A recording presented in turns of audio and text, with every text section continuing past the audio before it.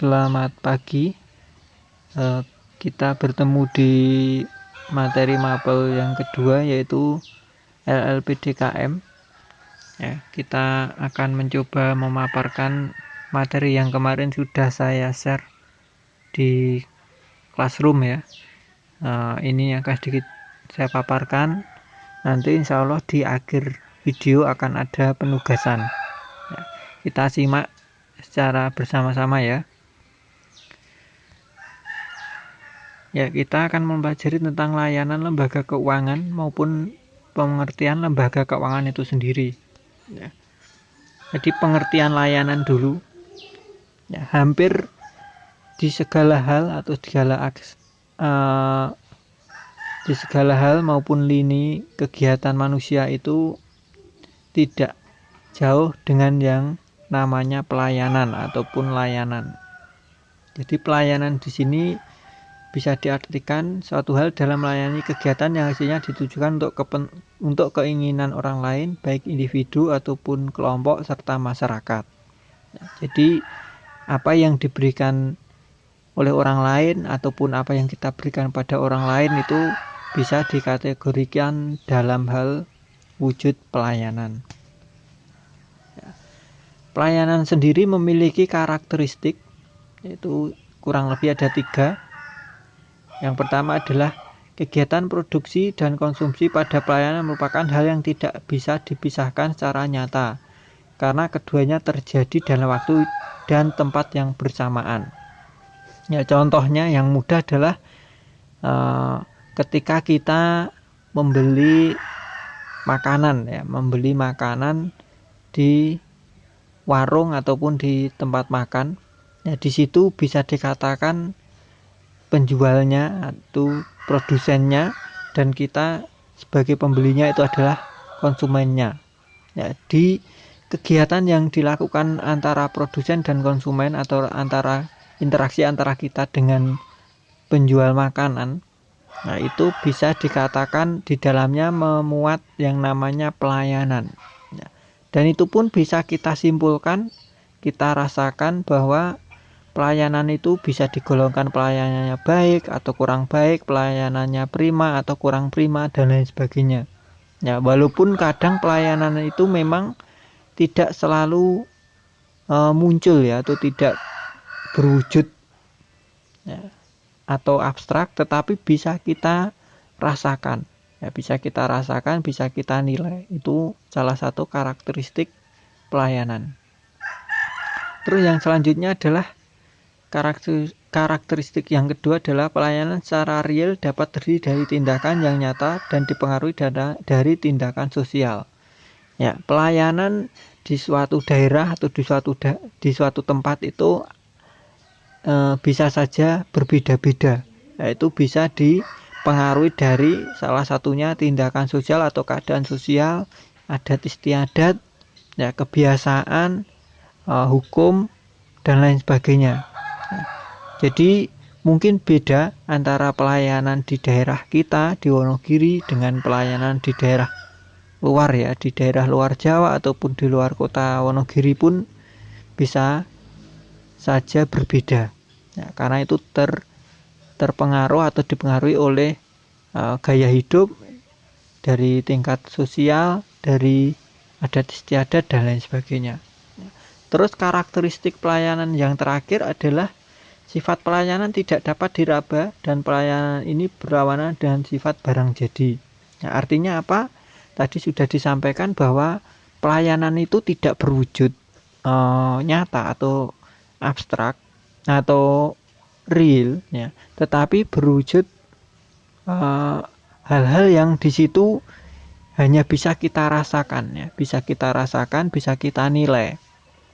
Ya, jadi dari cara melayani, dari tutur katanya, dari sikapnya, keramah tamahannya, dan lain sebagainya, itulah yang nanti akan bisa kita simpulkan itu pelayanannya itu baik tidak, prima tidak, ya, pelayanannya itu memuaskan atau tidak, dan lain sebagainya. Nah, itu beberapa penjelasan tentang karakteristik pelayanan. Selanjutnya adalah tentang unsur-unsur pelayanan. Jadi pelayanan itu tidak bisa dipisahkan, ya kurang lebih ada 5 unsur penting yang ada di dalam pelayanan. Dan ini akan nanti menjadi tolak ukur bagaimana kita menilai pelayanan itu sendiri. Yang pertama adalah tangible, yaitu merupakan kepedulian atau perhatian.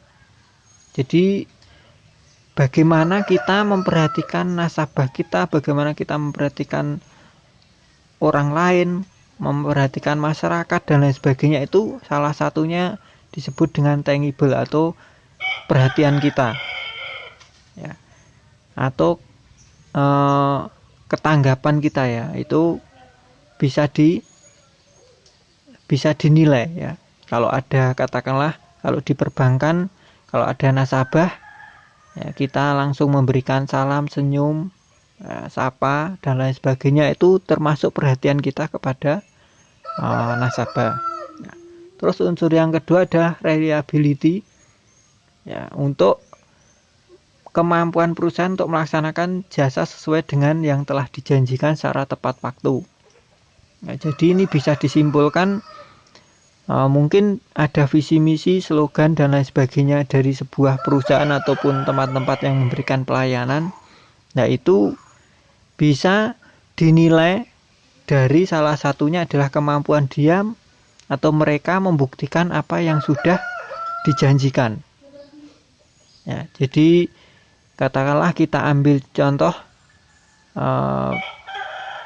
pelayanan di sebuah tempat lah, katakanlah bisa membutuhkan waktu hanya 1 hari ataupun 1 jam dan lain sebagainya. Lah di situ bisa kita lihat benar tidak apa yang mereka janjikan itu bisa ditepati, yaitu kalaupun itu akan dinamakan reliability atau keandalan. Terus yang ketiga ada responsiveness atau daya tanggap. Nah, ini hampir sama dengan yang nomor 1 tadi. Jadi di sini dituntut adalah kecepatan ataupun daya tanggap karyawan terhadap yang dalam hal memberikan pelayanan pada publik atau pada masyarakat. Ya, jadi tidak perlu masyarakat itu katakanlah meminta dan lain sebagainya sebagai seorang karyawan ataupun pekerja di sebuah perusahaan ataupun tempat pelayanan, kita harus bisa untuk merespon dengan cepat, yaitu responsiveness, ya. Terus yang selanjutnya adalah assurance atau jaminan. Jadi ini membuat ataupun meyakinkan para masyarakat atau orang yang akan kita layani itu merasa percaya, ya, ataupun merasa terjamin bahwa kita mampu memberikan pelayanan itu dengan baik. Terus yang selanjutnya adalah empati. Ya, ini juga hampir sama, ya, perhatian ataupun kepedulian. Jadi ini lebih kepada sisi sosial, sisi kemanusiaan kita, empati kita, bagaimana kalau kita melihat sesuatu hal yang sekiranya itu berhubungan dengan pelayanan itu bisa kita munculkan, kita wujudkan, ya. Contohnya ketika terjadi antrian, ya, sama-sama antara orang sehat dengan yang mungkin lansia,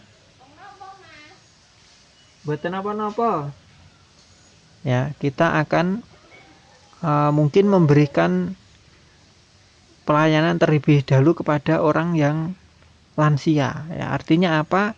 Di situ empati kita akan muncul, ya, antara orang sehat tersebut dengan yang mungkin lansia yang di situ membutuhkan pelayanan mungkin yang lebih cepat dan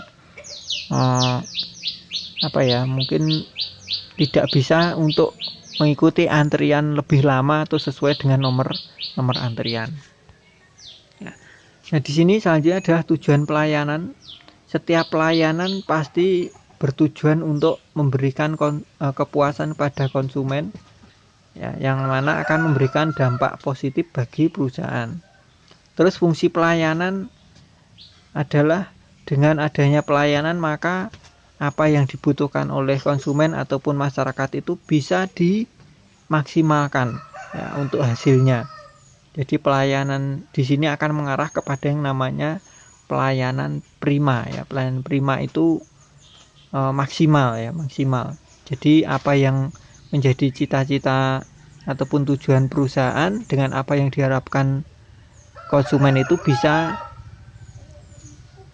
terwujud semuanya. Artinya sama-sama mencapai kepuasan ya.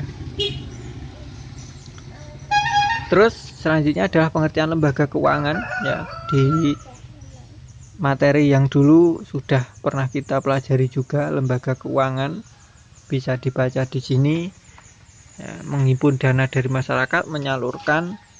Jadi lembaga keuangan di sini lebih luas nanti ya, tidak hanya mengarah kepada bank ataupun koperasi dan lain sebagainya. Nah, ini menurut ahli ya, saya kutipkan ada dua, yaitu menurut undang-undang dan menurut Kashmir ya. Nanti bisa dibaca sendiri. Terus manfaat lembaga keuangan ada 4 ya, ada likuiditas, pengalihan aset, kemudahan transaksi, dan realokasi pendapatan. Ya, di sini jenis-jenis lembaga keuangan secara garis besar dibagi menjadi 2 ya. Jadi ada lembaga keuangan bank, ini sudah pernah kita pelajari ya dulu.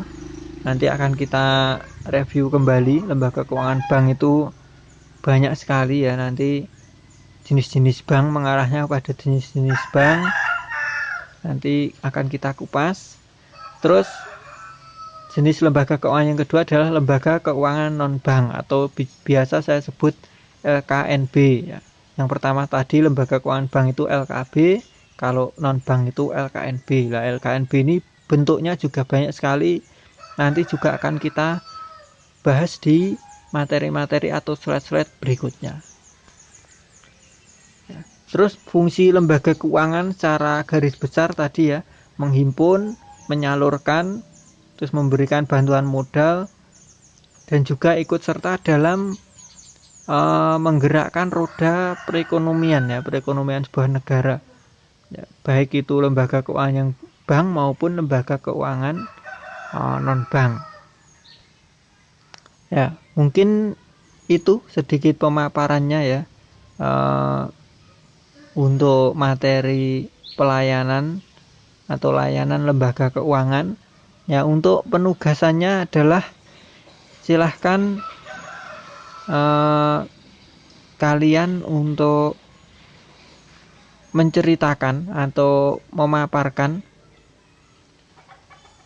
layanan atau pelayanan yang sudah pernah kalian alami ya, baik itu di lembaga keuangan maupun di lembaga-lembaga yang lain. Nanti silahkan dituliskan, terus dikirimkan, bisa melalui email, bisa melalui Classroom, bisa melalui WhatsApp dan lain sebagainya ya. Jadi bagaimana kalian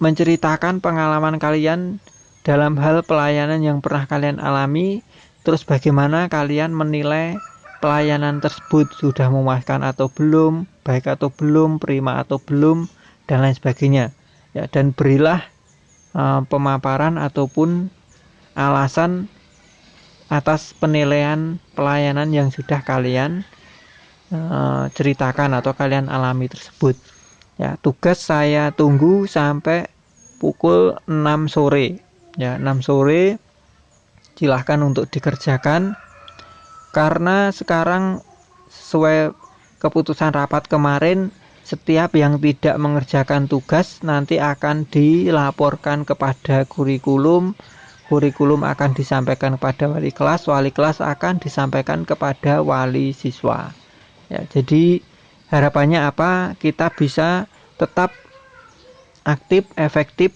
dan dalam menghadapi proses ataupun model pembelajaran daring atau jarak jauh seperti ini. Jadi sebisa mungkin kita masih bisa saling menciptakan sistem pembelajaran yang baik. Ya, mungkin itu. Terima kasih atas kerjasamanya. Ini masih tahap untuk peningkatan dan penyempurnaan video-video dan lain sebagainya ya. Kurang lebihnya saya mohon maaf. Abaikan suara-suara backsound yang kurang mendukung ya. Jadi silahkan fokus pada materi dan pada tugasnya.